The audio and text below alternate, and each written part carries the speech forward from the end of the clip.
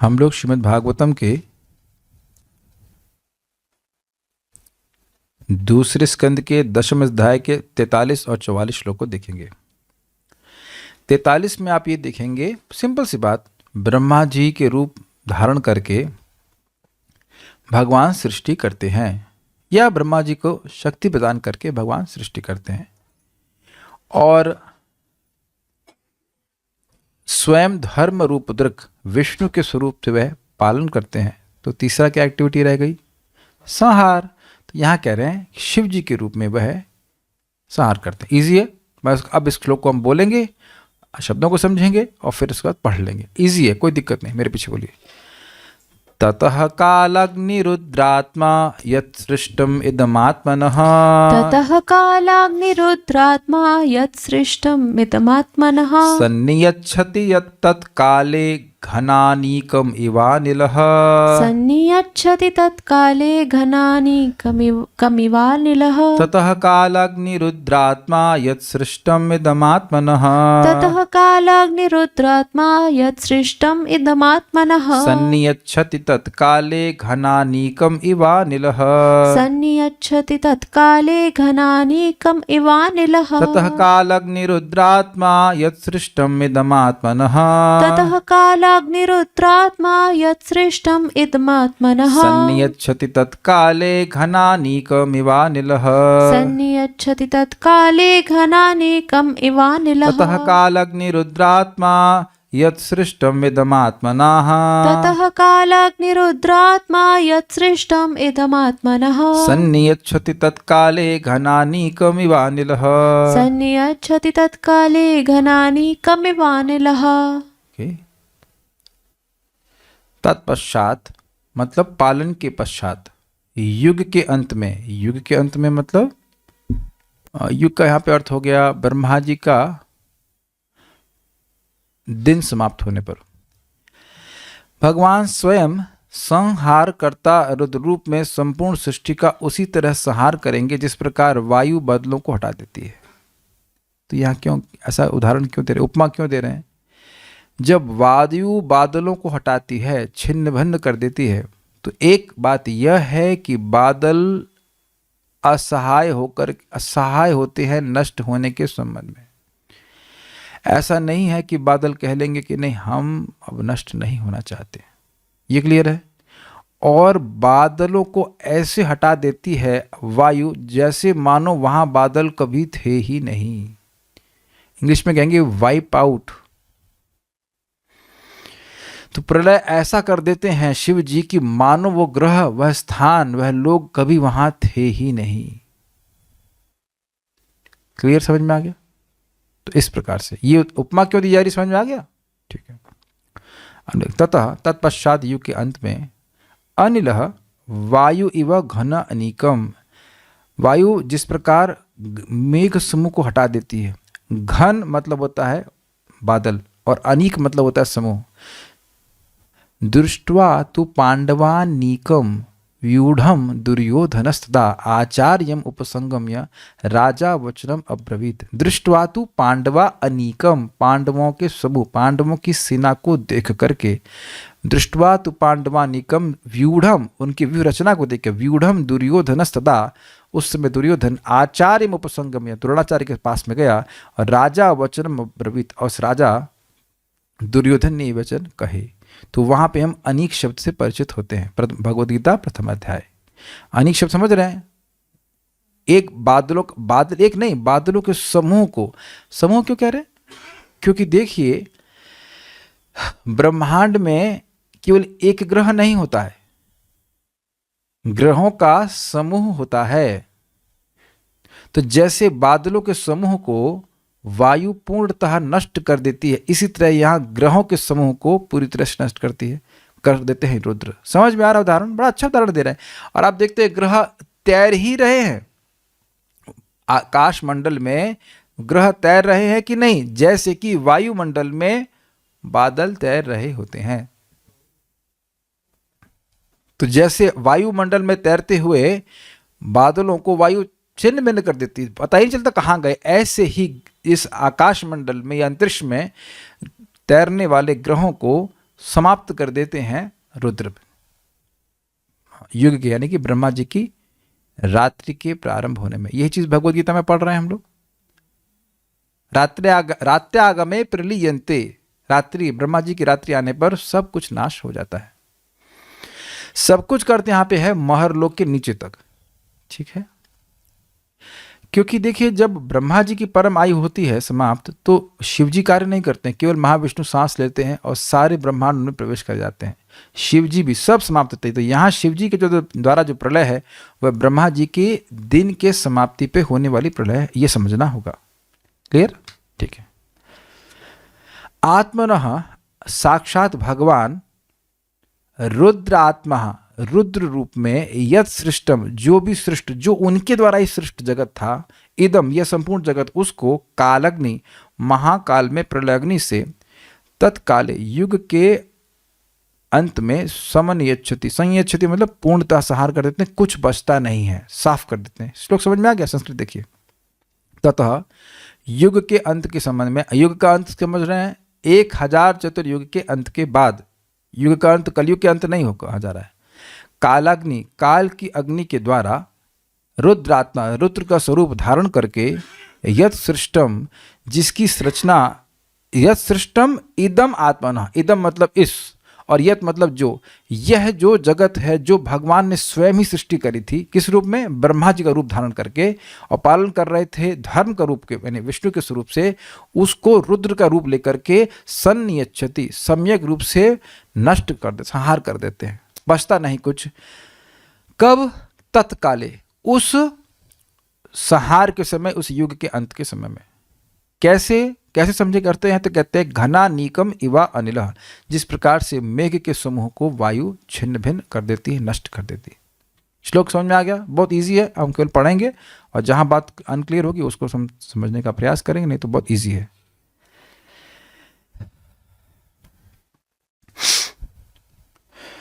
श्रीधरी तत् इत्यादि श्लोक के द्वारा श्री भगवान ही रुद्र का रूप धारण करके जगत का संहार कर देते हैं। इस बात को बतलाते हुए कहते हैं कि जिस जगत की परमात्मा स्वयं सृष्टि करते हैं उसका वे ही प्रलय काल की बेला में संहार कर देते हैं। तो अब एक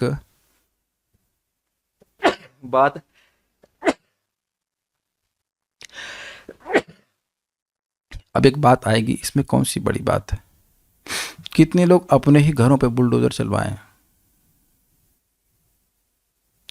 बहुत ही कोई सुना होगा कि अपने ही घर पे खुद ही बुलडोजर चलवा दे, बहुत कम होता होगा। सुना है कहीं आपने? जिस घर को व्यक्ति बहुत मेहनत से बनाता है,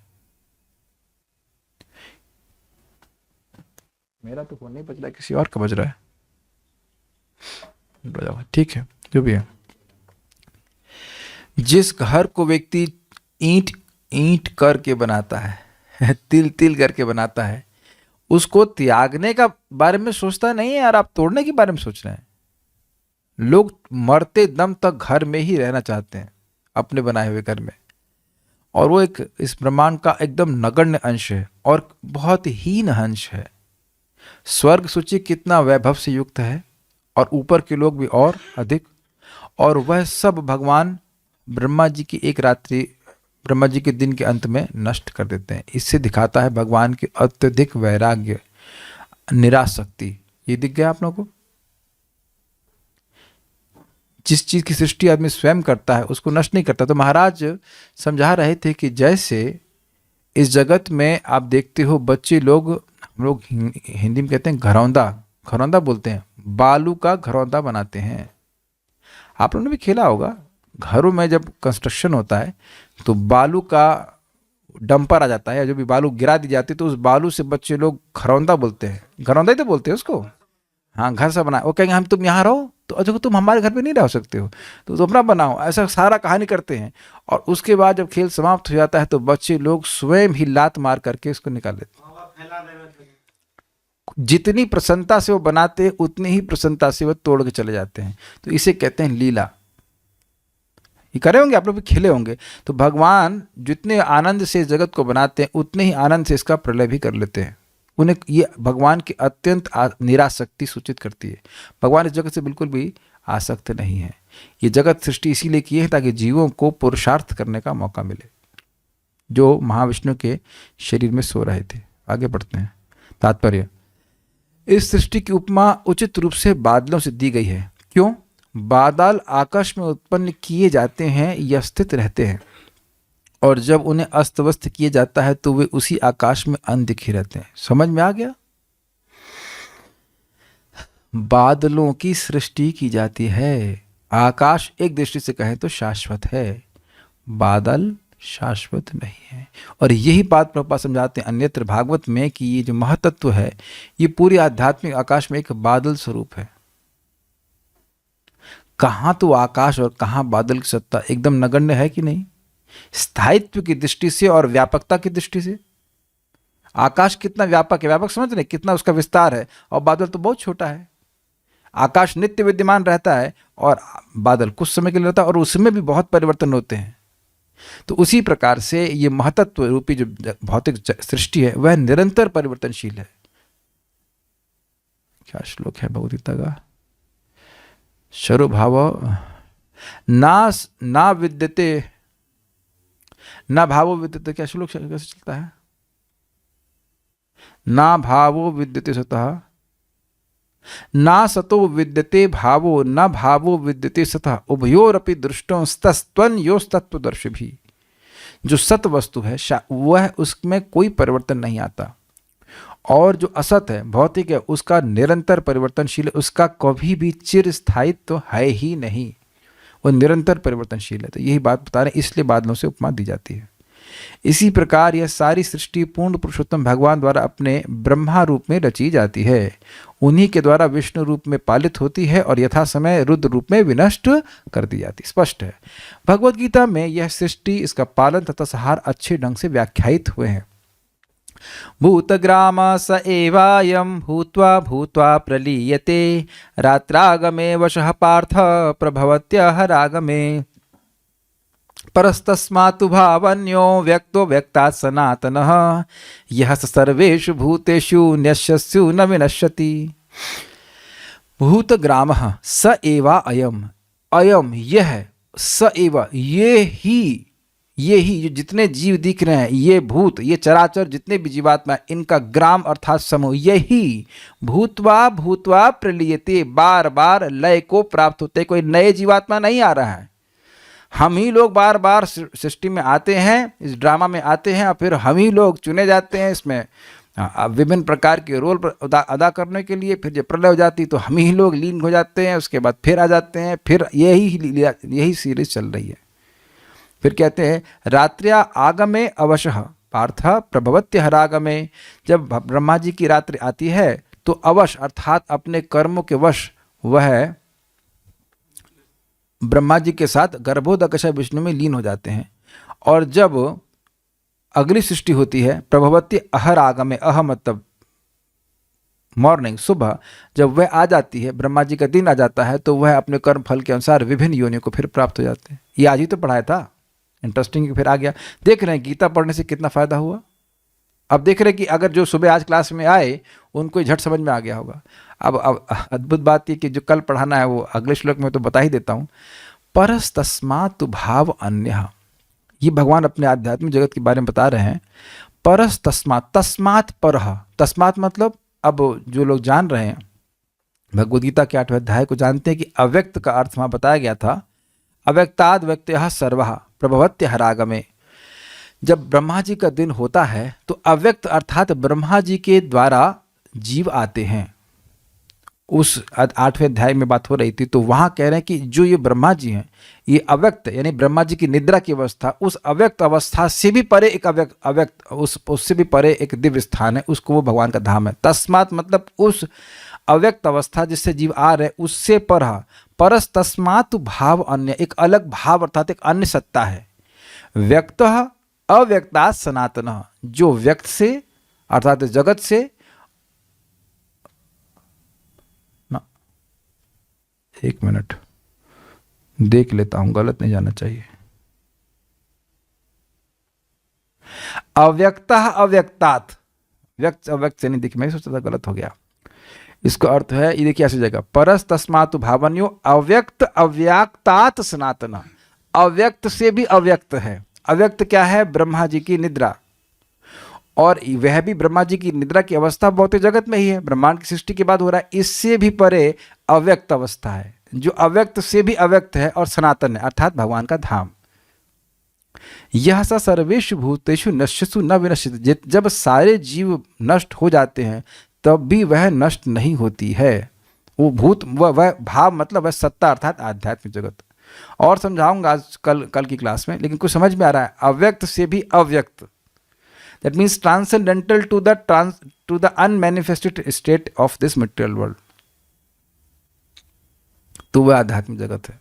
घबराइए मत, कल तो आएंगे ना क्लास में और समझाऊंगा। लेकिन यहाँ कहने का अर्थ है कि भगवान का धाम, भगवान का जो वैकुंठ है, वह कभी नष्ट नहीं होता। कठिनाई यह है कि हम लोग बारंबार इस व्यक्त जगत में रहने के बारे में बहुत आसक्त रहते हैं, जबकि ये नित्य परिवर्तनशील है। तो उसके बारे में सुन के ही समझ सकते हैं। तो यहाँ बात आई थी, आगे बढ़ते हैं। इस जगत का स्वभाव है कि पहले अच्छे ढंग से इसकी उत्पत्ति होती है, और जगत के बारे में जरूर बात हो रही है, और अपने देह पे अप्लाई करिएगा।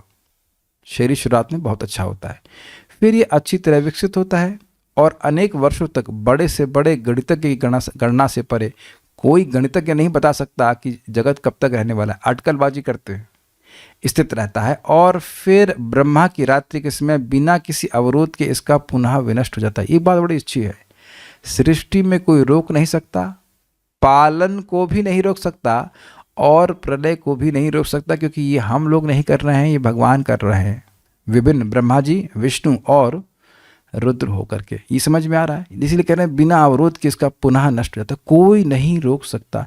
इस जगत में जब किसी की मृत्यु आती है तब क्या कोई रोक सकता है? कोई नहीं रोक सकता। तो इस मृत्यु को तात्कालिक या कुछ बहुत आंशिक, बहुत छोटी प्रलय कहा जाता है। ऐसे तो प्रलय नित्य ही हो रही है, ऐसे तो हमारे शरीर नित्य ही नष्ट हो रहा है कि नहीं हो रहा है? रोज ही नष्ट हो रहा है। कल जो शरीर था वो आज नहीं है, नित्य नष्ट हो रहा है। लेकिन आत्यंतिक, मतलब आत्यंतिक नहीं कहूँगा, लेकिन इस अंत में जाकर के शरीर पूरा छूट जाता है। तो कौन रोक सकता है उस समय? बताइए। शोक कर सकता है लेकिन रोक नहीं सकता है।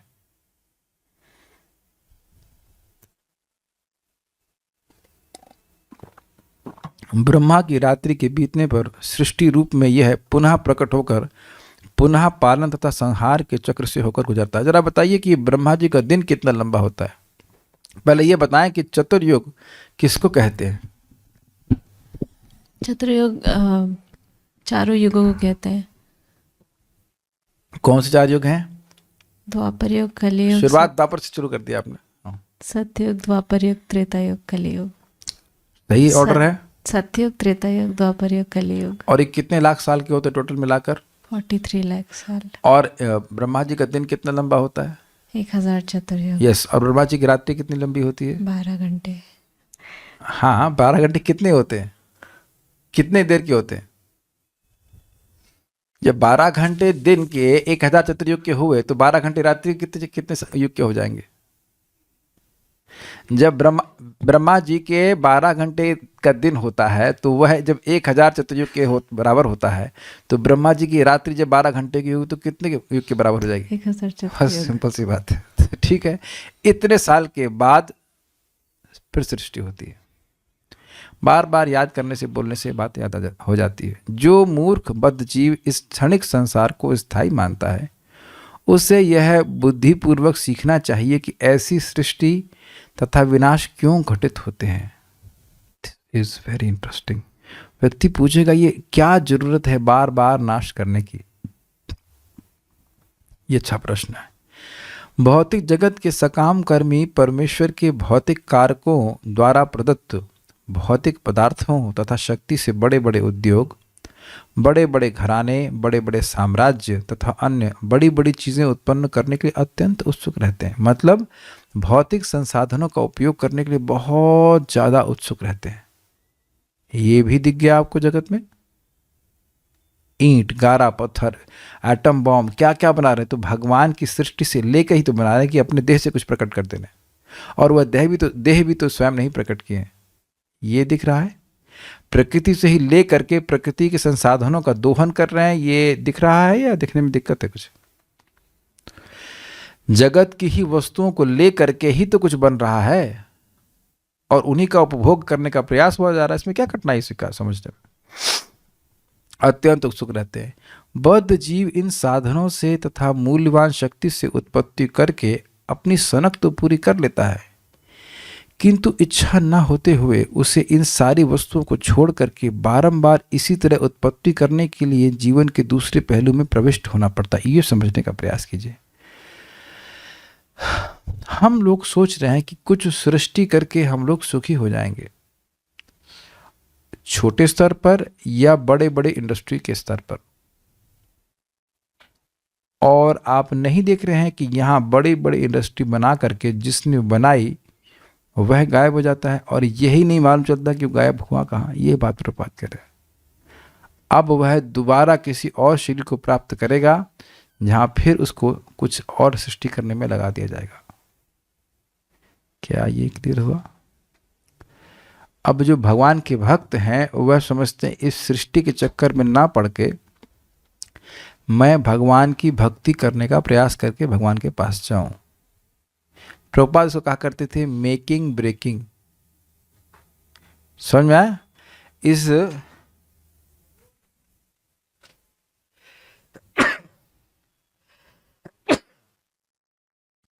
एक भक्त बता रहे थे कि भक्ति करने बहुत दिक्कत आ रही है। क्यों? उनके पति उतने भक्त हैं नहीं, तो अब घर तुड़वा रहे हैं और तुड़वा करके फिर से बनवा रहे हैं। तो अब उनको कहीं और रहना पड़ रहा है, फिर वहाँ पे सारी व्यवस्था वटएवर। और मैं मान रहा हूँ कि कम से कम वो 45 साल के उनके पति जरूर होंगे। तो तुम 45 साल तो काट ही दिए ना उस घर में, अब फिर तुम नया सृष्टि कर रहे हो।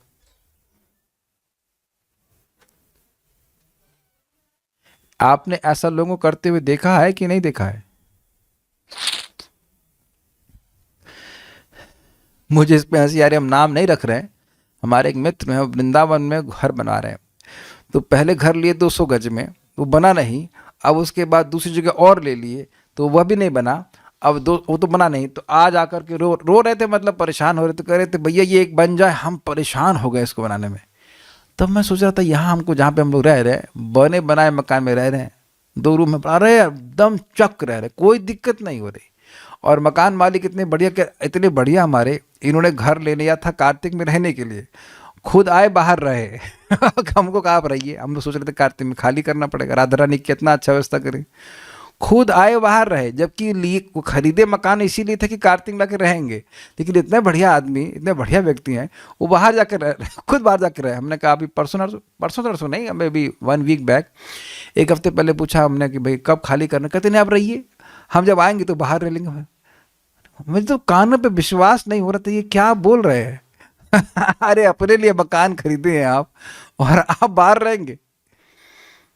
जस्ट पता नहीं सच बोल रहे थे क्या बोल रहे थे, सच ही बोल रहे होंगे, ऐसे हमसे झूठ क्यों बोलेंगे भाई? जिसको बोलने के लिए, जाने के लिए बोलना होगा तो बोल देंगे, खाली कर देंगे समय। तो ये भगवान कितना व्यवस्था अच्छी करके रख रहे हैं ना, नहीं तो मकान बनाने में कितना झमेला होता है। तो मुझे पता है, क्योंकि लखनऊ में हम लोग, मेरे पिताजी बनवाए थे, नीचे का पोर्शन ऊपर का पोर्शन, ये करते करते, और किसी पोर्शन में नहीं छोड़े शरीर, वो किसी दूसरे नोएडा में शरीर छोड़े, हमारे माता जी वृंदावन में शरीर छोड़े। तो इतना पोर्शन बनाने का फायदा क्या है? उसमें कितना मानव जीवन नष्ट हो जाता है। देखिए ऐसा नहीं है कि मेरे बोलने से सब लोग बंद कर देंगे, लेकिन कम से कम बार बार एक मकान बनाओ, पर ये तोड़ो, पर उसका वो बनाओ, उसमें कितना अपना मनुष्य जीवन नष्ट हो जाता है। Is it not?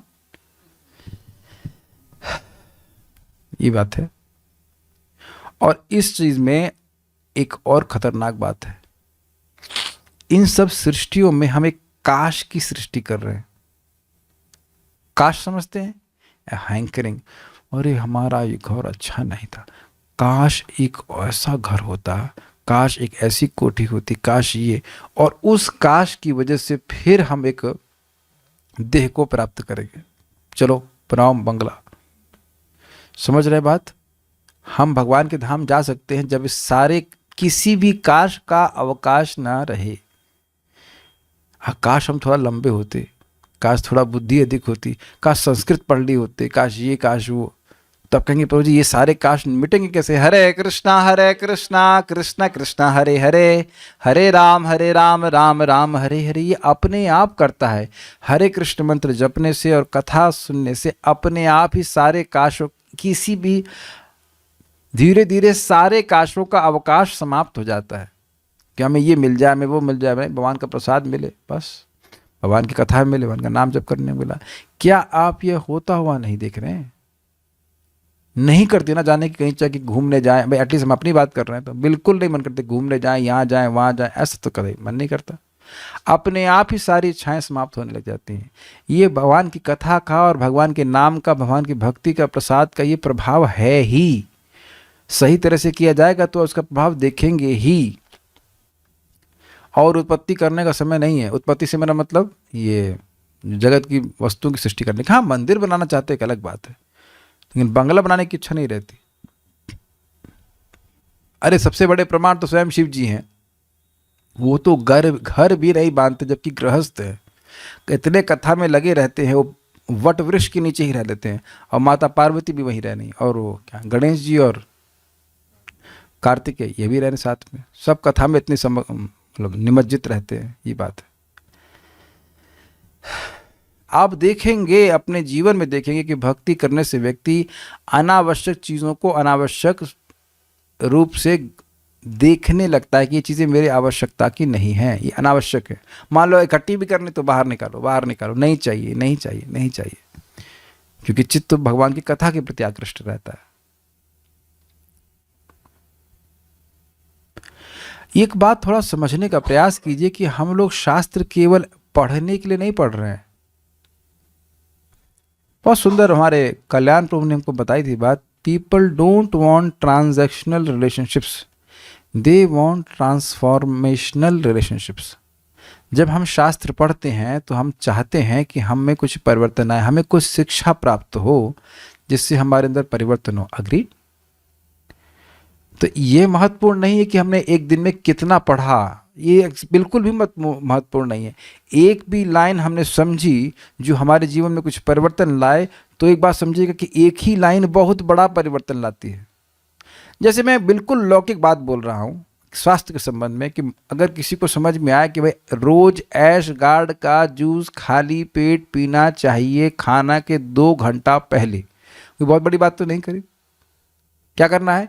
सुबह खाली पेट भोजन से 2 घंटा पहले ऐश गार्ड का सफ़ेद पेठे का जूस पीना चाहिए। ज़्यादा तो क्लास की ज़रूरत है नहीं इसके। अब उससे उसको स्वास्थ्य में कितना लाभ हो जाएगा केवल इतनी एक लाइन समझने से। मैं एक बिल्कुल लौकिक एग्जाम्पल दे रहा हूँ, कुछ बात मेरी समझ रहे हैं?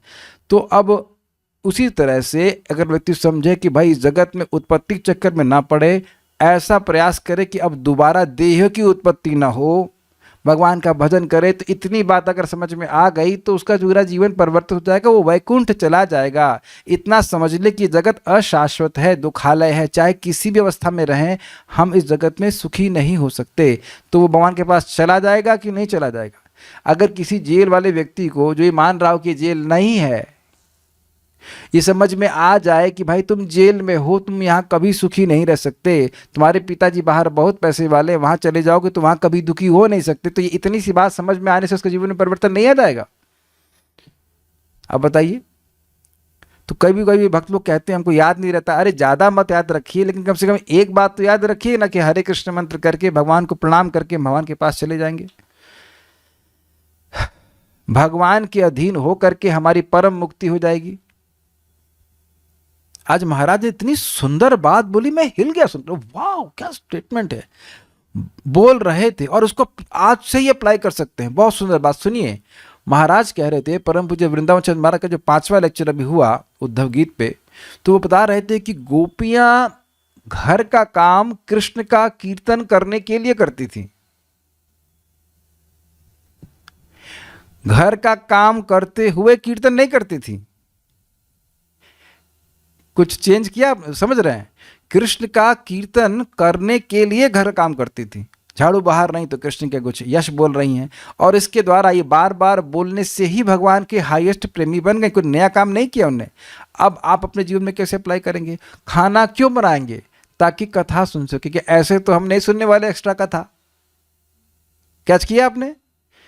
और मैं प्रैक्टिकली देख रहा था कि हाँ, सब योगासन करते हुए सुन सकते हैं, जो एक्स्ट्रा कथा है, जो कुकिंग करते हैं उस समय सुन सकते हैं, बाथरूम में भी सुन सकते हैं। तो बाथरूम नहीं जा रहे हैं, कथा सुनने के लिए जा रहे हैं, कथा सुनने के लिए बाथरूम जा रहे हैं, वॉशरूम यूज कर रहे हैं। कहने का मतलब ये है कि इस प्रकार से क्या एक लाइन देखिए जीवन को चेंज कर देगी कि नहीं कर देगी। लेकिन आप देखो कि हो सकता है सुनने के बाद भी कोई माता खाना बनाते हुए कुकिंग ना करती हो। देखिए, कुकिंग तो कृष्ण की सेवा है ही, लेकिन उस पर आप जब श्रवण करते हैं तो परिभावित भक्ति होती है। आप देखो कितने आनंद में रहते हैं। देखिए, मैं आपको सच बता रहा हूँ, जब मैं नौकरी कर रहा था तो मैं परम पूज्य राधानाथ महाराज का प्रवचन सुन रहा था खाना बनाते समय, और वह करते करते इतना मैं उत्साहित हो गया कि मुझे लगा मंदिर तो ज्वाइन ही करना है। It is so powerful, hearing is so powerful. जबकि बहुत अच्छा जॉब था हमारा, तो हम खाली बोल रहे हैं कि ये आप अब समझ रहे हैं क्या सीख रहे हैं आपको खाना बनाने के समय श्रवण नहीं करना है, श्रवण के समय आप खाना बना रहे हो। श्रवण करने के लिए खाना बना रहे हैं, श्रवण करने के लिए घर की सफाई कर रहे हैं या वॉशिंग मशीन का इस्तेमाल कर रहे हैं, जो कुछ भी कर रहे हैं। इन सब कामों में बहुत दिमाग तो लगता नहीं है, सब तो इजीली हो जाता है, और कुछ ना कुछ कान में बात जाएगी। एक माता जी को हम जानते हैं, बेस में वो कुकिंग करते हैं, वो गीता के प्रवचन सुन सुन के ही भक्त बन गए, 16 माला जप करने लगी रिकॉर्डिंग पे। तो कितने लोग इस बात को सीख रहे हैं कि अब आज से आप लोग जो कुकिंग करेंगे, you can raise your hands, कि आप भगवान की कथा सुनते हुए करेंगे। Would you like to raise hands here? Okay, very good, आप लोग कर भी रहे होंगे, थैंक यू सो मच। अगर इस बात को आप सीखे then it is very good. आपको महसूस ही नहीं होगा कि आप भौतिक जगत में हैं। You will be so happy to cook and so wonderful. एक भक्त हमको आज बोल रहे थे, हम लोग तो सोच रहे हैं, हम लोग प्रयास करते हैं कि 2-3 सब्जी बन जाए, दाल भी बन जाए, ये बन जाए। तो भक्त प्रसाद के लिए कहते हैं क्या बस 2 आइटम बना लेना चाहिए? हमने कहा भाई 2 आइटम आपके लिए हैं, आप एक ही खा लीजिए, कोई बात नहीं, लेकिन जब तक हमारा शरीर चल रहा है तो क्यों ना भगवान को दिया जाए। क्या कठिनाई है? भगवान का स्कूटर, भगवान के पैसे, भगवान की सब्जी, भगवान का चावल, भगवान का देह है, भगवान ने दिया है देह, क्यों ना दिया जाए। जब एक बात समझो, जिस व्यक्ति को देने से असीमित लाभ मिलता है तो आप उसको सीमित मात्रा में देंगे, क्या उत्तर है? अच्छे से अच्छा बना के देंगे ना। यही आप पढ़ लेना 10.14.4 में बोला गया कि ये भगवान, ये ठाकुर जी कृष्ण जब ये पत्ते और पुष्प से संतुष्ट हो जाते हैं, जो मुक्ति देने वाले कृष्ण हैं, तो मुक्ति के लिए अलग क्यों प्रयास कर रहे हो? अरे खिला खिला के ही भगवान के पास पहुंच जाओगे। आप पढ़ना भी 9वें अध्याय में गीता में पढ़ाऊंगा। अपने भोजन को आप समर्पित करते हैं भगवान को, तो भगवान के पास पहुंचेंगे। इतना ईजी है भगवान के पास जाना।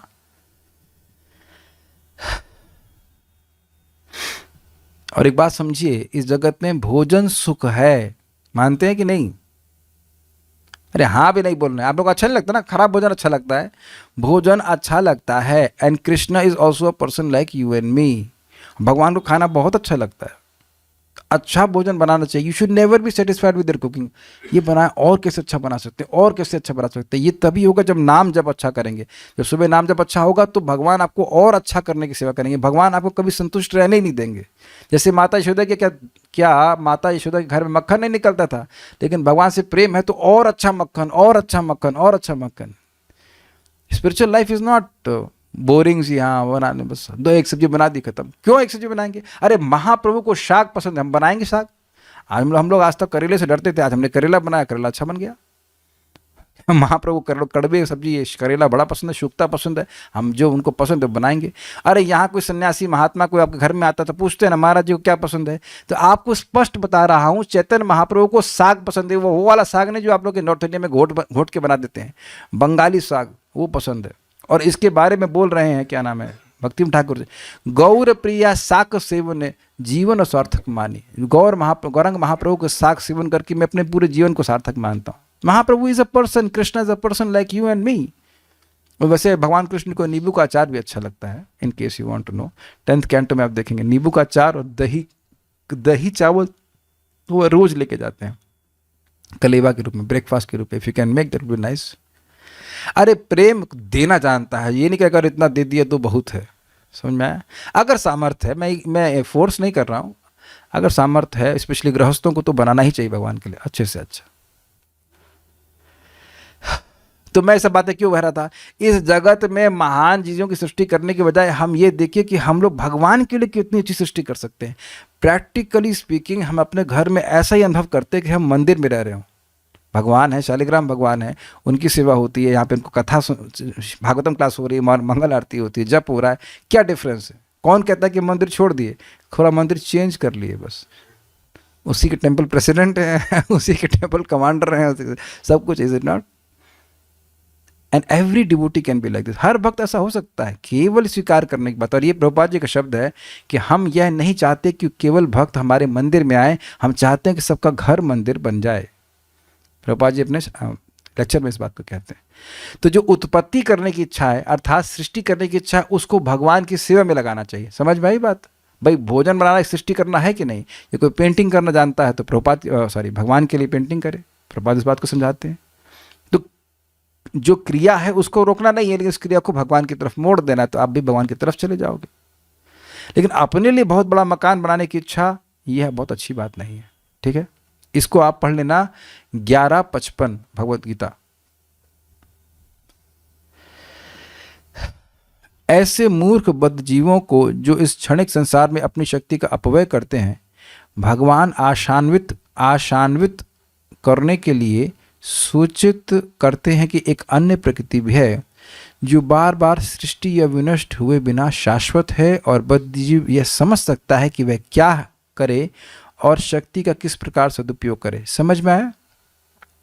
कोई व्यक्ति हताश हो जाएगा, अरे भाई हम लोग तो परवश हैं, ये जब प्रलय होनी होगी हो ही जाती है, सब कुछ छोड़ना पड़ता है, ये तो बहुत दुख की बात है। तो वहाँ प्रभुपाद कह रहे हैं कि भगवान अब बता रहे नहीं, एक आशा जागृत कर रहे हैं, ऐसा भी एक स्थान है जो कभी नष्ट नहीं होता। और ये हमें भगवान के शब्दों को सुन करके विश्वास करना होगा। देखिए ये बातें आपको बहुत सामान्य सी लगती होंगी। हाँ सब तो वैकुंठ के बारे में स्मरण ही कर रहे हैं ना, हाँ सब इस्कॉन के डिवोटी वैकुंठ को ही टारगेट कर रहे हैं, मतलब भगवान के धाम को नहीं कर रहे। अगर कोई भक्त मान लीजिए कहीं भी कोई पॉलिटिक्स कर रहा है, अगर इस जगत में कुछ लाभ पूजा प्रतिष्ठा के चक्कर में पड़ा है, तो वैकुंठ नहीं जाना चाहता, क्योंकि वह इस जगत की वस्तु को चाहता है। जब तुम जेल की कोई वस्तु चाहते हो तो जेल से बाहर निकलना चाहते हो? क्या उत्तर है? जेल से बाहर निकलने का मतलब है जेल की किसी वस्तु को नहीं चाहते। जेल की कोई भी वस्तु तुमको जेल में ही रख लेगी। अग्रीड? सब लोग सहमत है इस बात से?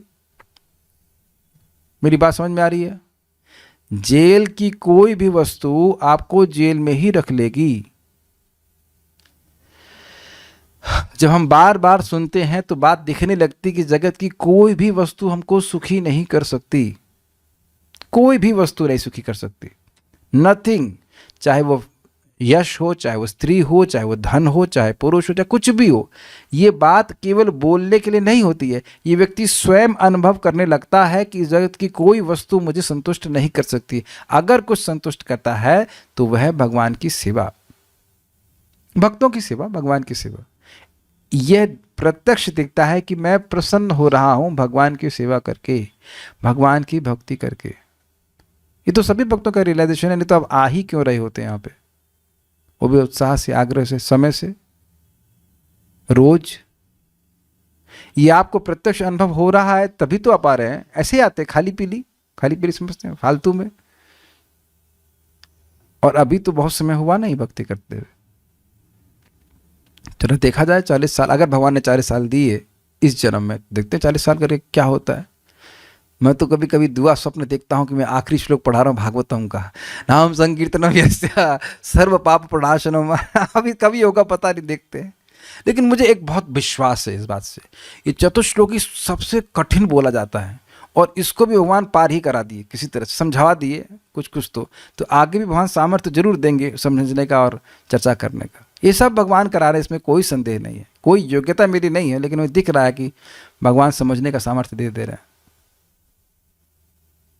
तो मैं सब बात क्या कह रहा हूं, क्यों कह रहा हूं? यहां व्यक्ति खूब प्रयास करता है और भगवान कह रहे हैं कि सब कुछ उसके नियंत्रण के बाहर नष्ट कर दिया जाता है ना। बड़े बड़े राजा आते हैं, बड़ा बड़ा साम्राज्य स्थापित करते हैं, फिर समाप्त कर दिया जाता है। तो क्या व्यक्ति निराश नहीं हो जाएगा? एक व्यक्ति है, हम नाम नहीं रख रहे, भक्त हैं, तो वह मतलब कुछ कार्य करते हैं और उसमें वो काफ़ी आसक्त हैं, ठीक है, डॉक्टर वॉक्टर हैं कुछ भी, अब उनके मतलब ऐसा कि उनको पैसा वैसा कुछ खास कमाने की जरूरत नहीं, एक बार मैं मृत्यु के बोल रहा था तो कह रहे थे क्या हम केवल मृत्यु की प्रतीक्षा करते रहें?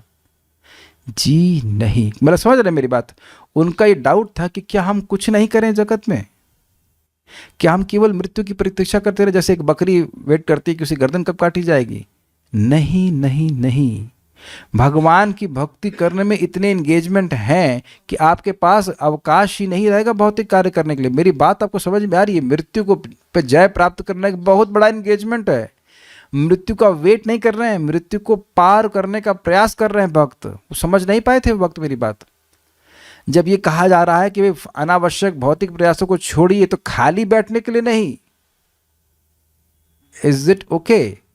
जैसे कोई माता अगर 3 आइटम बनाती है तो स्वाभाविक सी बात है कि फेसबुक आदि चेक करने के लिए समय नहीं बचेगा, नहीं बचेगा ना, तो अच्छा है ना, बच गई ना कि नहीं बचा से। अगर फेसबुक के लिए समय नहीं बचा तो बच गई ना वो माता जी माया से। और भगवान की जो सेवा कर रहे हो वो तो आपके अकाउंट में जाएगा ही। अरे पूतना ने जहर दिया तो भगवान उसको माँ बना दिए, और आप बढ़िया साग खिलाएंगे तो क्या करेंगे? नरक में भेज देंगे। इतनी अक्ल तो सबके पास होनी चाहिए। इट इज, हमारे परम पूज्य राधानाथ महाराज बड़ा सुंदर बात बोलते हैं, free time is not a luxury, it's a danger. क्योंकि स्वाभाविक सी बात है कि हम माया को चुनेंगे, ये हमारी प्रवृत्ति है। सेवा में लगे रहना बहुत अच्छी बात है, थक जाओ बहुत अच्छी बात है, खाली बैठेंगे तो माया में जाएंगे। और प्लीज मैं हाथ जोड़कर समझा रहा हूं, समझिए भगवान, हम लोग इतने छोटे हैं कि इससे कोई फर्क नहीं पड़ता कि हम क्या सेवा कर रहे हैं। भगवान केवल ये देखते हैं कि ये जीव मेरी सेवा में लगा है। हम कभी बड़े नहीं बन सकते क्योंकि हम लोग स्वरूपता ही छोटे हैं। बट बहुत भगवान दयालु है। छोटी सी सेवा, आप जल दे रहे हो तो भगवान बिक जाते हैं, आप जल देते हैं तो भगवान बिक जाते हैं। Can you imagine this? जल देना कौन सी बड़ी बात है लेकिन वो सेवा इतनी अद्भुत है। दीपदान करते हो, देख रहे हैं ना दामोदर की महिमा का कितना महिमा है दीपदान की। एक एक छोटी छोटी सेवा को भगवान कितना गिनते हैं। तो बस ये व्यक्ति सोचा लग जाए कि हम सेवा करनी है, किस तरह किसी न किसी भाव में सेवा करनी है। चाहे आप सब्जी काट रहे हो, चाहे बर्तन मांज रहे हो, चाहे आप भगवान के लिए बना रहे हैं खाना, चाहे आप जप कर रहे हो, चाहे क्लास दे, चाहे कुछ भी कर रहे हैं, बस भगवान के संबंध में करते चले जाइए। मछली कभी पानी के सीधे चलती, कभी नीचे चलती, कभी लेफ्ट चलती, कभी ऊपर चलती, लेकिन रहती पानी में है, ये समझना। जैसे मछली पानी से बाहर निकली, किसी भी अवस्था में वो सुखी नहीं रहेगी, तड़पड़ाएगी, ये समझना चाहिए। और आप भगवान की सेवा में निरंतर लगे रहेंगे। सेवा का प्रारूप चेंज हो सकता है, ये सेवा कर रहे हैं, कभी वो सेवा कर रहे हैं, लेकिन सेवा का उद्देश्य चेंज नहीं होना चाहिए, सेव्य चेंज नहीं होना चाहिए। जो कार्य हम जगत में करते थे उनको भगवान की सेवा में करने का अभ्यास करना चाहिए। खाली बैठने के लिए नहीं बोला जा रहा है। तस्मात् सर्वेषु कालेषु माम अनुस्मर युद्धचा, आप मुझको स्मरण करते हुए अपने कर्तव्य करो, यही तो भगवान ने गीता में बताया। तो मृत्यु का वेट नहीं कर रहे हैं भक्त लोग, भगवान का वेट कर रहे हैं कि हम ठाकुर जी की सेवा कर रहे हैं, अब मृत्यु के समय भगवान आएंगे और हमको अपने पास लेके चले जाएंगे। That is a point, make sense? तो यहाँ पे भगवान सिखा रहे हैं कि किस प्रकार से अपनी शक्ति का सदुपयोग करो। परम इच्छा से यथा समय निश्चित रूप से नष्ट होने वाले पदार्थ में अपनी शक्ति को नष्ट करने के बजाय बद्धजीव को चाहिए कि इस शक्ति को भगवान की भक्ति में लगाए, जिससे वह अन्य शाश्वत प्रकृति में जा सके, जहाँ न जन्म है, न मृत्यु, न सृष्टि है और न प्रलय, वरन वहाँ ज्ञान से परिपूर्ण और असीमित आनंद भरा शाश्वत जीवन है। इस प्रकार इस नश्वर जगत की सृष्टि और विनाश बद्ध जीव को, जो क्षणिक वस्तुओं के प्रति आसक्त रहता है, सचेत करने के लिए होता है। इसका उद्देश्य बद्ध जीव को आत्म साक्षात्कार का अवसर प्रदान करना है, न कि इंद्र तृप्ति का, जो सभी सकाम कर्मियों का मूल लक्ष्य होता है। इसको थोड़ा समझिए, बहुत बढ़िया बातें बोली गई। एक बात देखिए, हम हमारे इर्द गिर्द, हमारे आसपास वो सारी वस्तुएं हैं जिनका क्षय हो रहा है। पहले ये बात बताइए, समझ में आ रही कि नहीं? चाहे वो हमारा शरीर हो, चाहे हमारी वस्तु है। हम सेब खरीद के लाते हैं तो क्या सेब हमेशा रहने वाला है? मैं इनको समझा रहा था कि जब मैं सब्जी लाता हूँ तो सब्जी थोड़ी थोड़ी मत बनाइए, बनाइए ज़्यादा, जितनी हम खा सकें उससे ज़्यादा बनाइए। क्यों?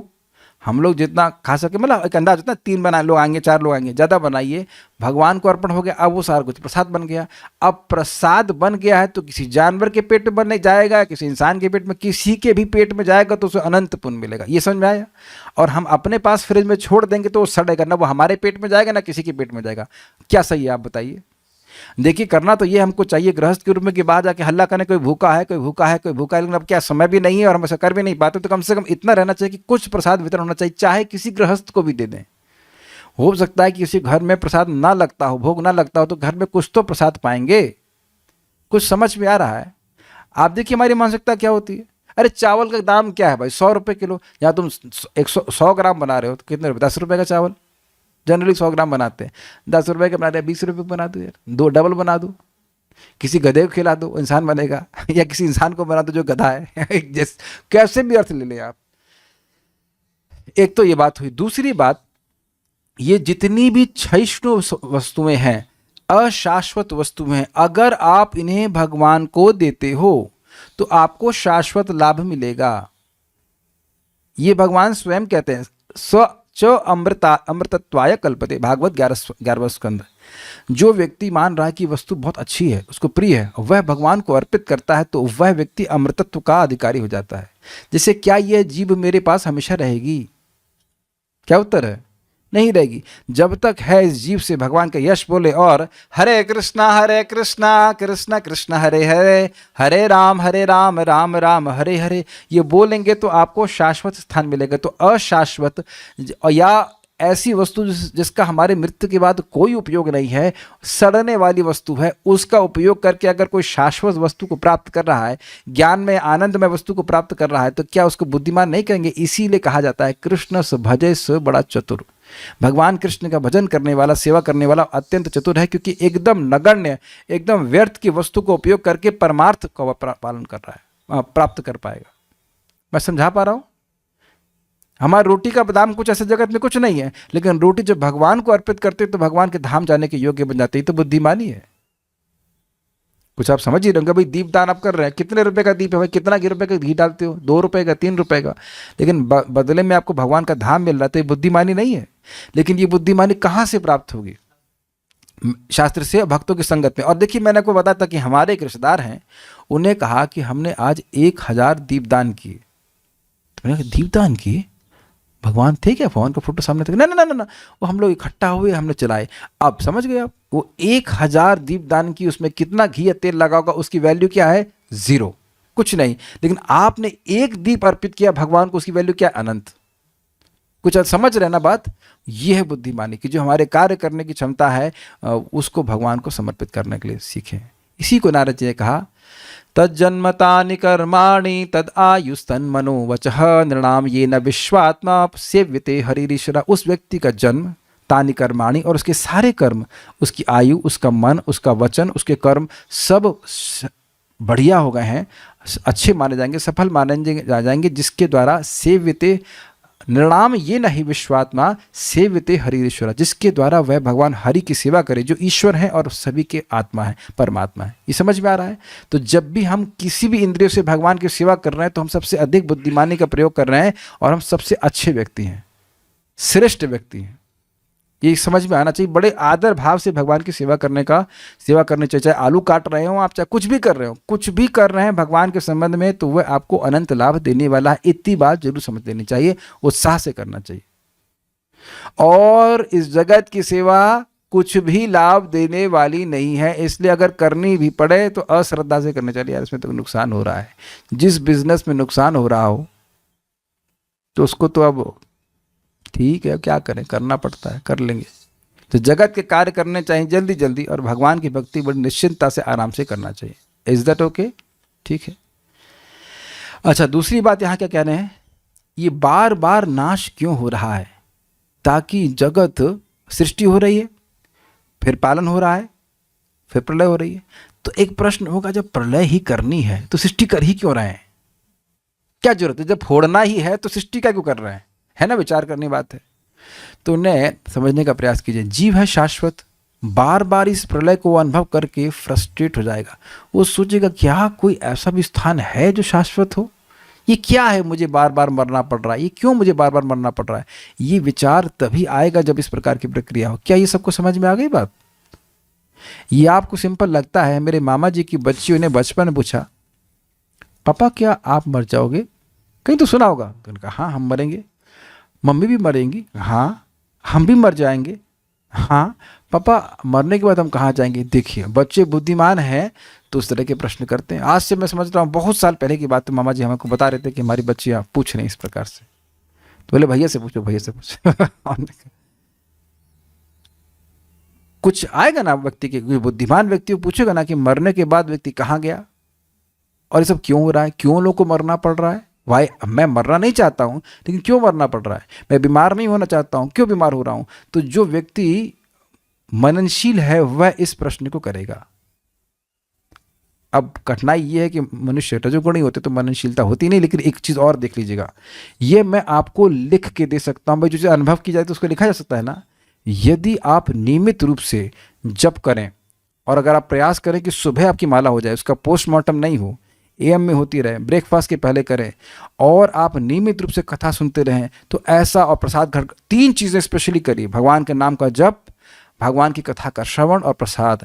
आप ऐसा हो ही नहीं सकता कि मननशील ना हो जाएं, आप विचारशील हो ही जाएंगे। मैं ये कर रहा हूँ उससे क्या होगा, क्योंकि चित्त में सतगुण की वृद्धि होती ही है। अब रजोगुणी व्यक्ति होगा तो वो कभी नहीं सोचेगा हाँ अरे होगा, मर जाएंगे तो फिर क्या फर्क पड़ता है। लेकिन सतगुणी व्यक्ति होगा तो उसमें मननशीलता आ जाएगी। मननशीलता का मतलब होता है पॉन्डरिंग, पॉन्डरिंग कह सकते हैं, विचार करना कि भाई मैं ये कर रहा हूँ उससे मेरे को क्या मिल रहा है। तो आप ये सेक्शन समझ पाए, बार बार विनाश हो रहा है ताकि शाश्वत जीव ये विचार करे कि भाई ये प्रलय क्यों हो रही, मैं तो प्रलय चाहता नहीं हूं, ये क्यों हो रहा है। It is an impetus. आप इस बात को गीता में सुन चुके हैं कि जो लोग दुखी होते हैं और पुण्यात्मा होते हैं वो भगवान के पास आते हैं। तो दुख जो है वो भगवान की तरफ जाने के लिए इम्पेटस है। जैसे इस शरीर में अगर रोग होता है और कष्ट होता है तब व्यक्ति वैद्य के पास जाता है। और आप देखेंगे कि जब परेशानी होती है किसी चीज़ से, स्पेशली गलत खान पान से, और उससे कुछ परेशानी हुई, तब हम डॉक्टर के पास गए तो डॉक्टर हमको ज्ञान भी देता है, केवल दवाई नहीं देता, ज्ञान भी देता है कि तुम यह किए, इसकी वजह से तुम्हारी बीमारी हो गई। तो व्यक्ति को ये ज्ञान जब हो जाता है तो वह गलत चीज़ नहीं खाता है और आगे भी बीमार नहीं पड़ता है। तो इस जगत में दुख जब व्यक्ति प्राप्त करता है तो भक्तों की संगत में आता है। वो भक्ति करने के लिए नहीं आता है लेकिन भक्तों की संगति में आता है। और फिर इस प्रकार से जब भगवान के बारे में सुनता है तो उसको वास्तविक ज्ञान प्राप्त हो जाता है कि भाई जगत में तो कहीं भी सुख नहीं है, और फिर अगर कहीं सुख है तो भगवान का भजन करने में। अच्छा, एक इंटरेस्टिंग बात है, लास्ट लाइन क्या है, ये जगत भोगने के लिए नहीं है हमारे। लोग सोचते जरूर हैं लेकिन जगत हमारे भोगने के लिए नहीं है, जगत हमने बनाया ही नहीं गया। लोग सोचते, यद्यपि है कहा गया है कि जगत को जीवों के भोग के लिए दिया गया है और भक्ति और मोक्ष प्रदान करने के लिए भी दिया गया है, लेकिन वस्तुतः जीवों को भक्ति का मौका देने के लिए ही जगत बनाया गया है, भोग करने के लिए नहीं। इसीलिए भागवत उपदेश देती है, क्या श्लोक है प्रथम स्कंद का, धर्म को कभी भी भोग के लिए, इंद्रिय तृप्ति के लिए नहीं करना चाहिए। हाँ, धर्मस्य हि अपवर्गस्य नार्थो अर्थाय उपकल्पते, धर्म को कभी भी अर्थ प्राप्ति के लिए नहीं करना चाहिए, क्योंकि धर्म अगर व्यक्ति करता है तो धन प्राप्त होता है, और उस धन अगर जो प्राप्त होगा उसको फिर कामस्य न इंद्रिया प्रीति लाभो जीवित यावता जीवस्य तत्व जिज्ञासा न यश्च इह कर्म भी। काम को, इच्छाओं को कभी भी इंद्रिय तृप्ति की तरफ नहीं लगाना चाहिए। लाभो जीवित यावता, ऐसा स्वीकार कर लेना जैसे आपका जीवन धारण हो जाए, और जीवन धारण करके करें क्या, तो कह रहे हैं जीवस्य तत्व जिज्ञासा, तत्व जिज्ञासा करनी चाहिए कि ब्रह्म क्या, परमात्मा क्या, भगवान क्या। इससे जीवन जो है हमारा सिद्ध होता है। तो ये बात बोल रहे हैं कि जो लोग सोच रहे हैं कि हम भोग, ये जगत हमारे भोगने के लिए और हम भोग के सुखी हो जाएंगे, ये बात गलत है ना। भोग करके हम कभी सुखी हो ही नहीं सकते। प्रभुपाद बड़ा स्पष्ट कहते हैं, और आप देखना जीवन में जितना मन इंद्रिय तृप्ति पे फोकस करेगा वो उतना ही असंतुष्ट हो जाता है, और जितना मन भगवान की सेवा में लगेगा उतना ही मन प्रसन्न हो जाता है। ये प्रत्यक्ष देखा गया है, भक्तों का अनुभव है। तो उम्मीद है कि बातें आपको समझ में आऊंगी। अगर रुद्र के रूप में कैसे भगवान इस जगत को संहार करते हैं, और यह भी सीखा कैसे संहार करते हैं, जैसे बादल को वायु नष्ट कर देती है, और साथ साथ यह भी सीखा कि जगत को बादल क्यों कहते हैं, क्योंकि ये कुछ समय के लिए इसकी सृष्टि होती है, कुछ समय के लिए रहता है, फिर ऐसे गायब हो जाता है जैसे वहाँ कभी था ही नहीं। है ना, बादल होता है इस तरह से। और यह भी सीखा कि हमारे कंट्रोल में कुछ नहीं है, बार बार हो रहा है। और यह भी सीखा आपने कि ये जगत की सृष्टि और प्रलय बार बार हो रही है ताकि जीवात्मा आत्म साक्षात्कार की ओर प्रेरित हो, वह यह ना सोचे कि जगत मेरे भोग के लिए है। So these are the things. अगला श्लोक हम भगवान ने चाहा तो कल देखेंगे। बहुत बहुत धन्यवाद। कोई प्रश्न नहीं है? एक बार टेलीग्राम पे देख लो क्या? नहीं? हाँ, पूछना चाहते हैं, दीजिए, माइक दीजिए।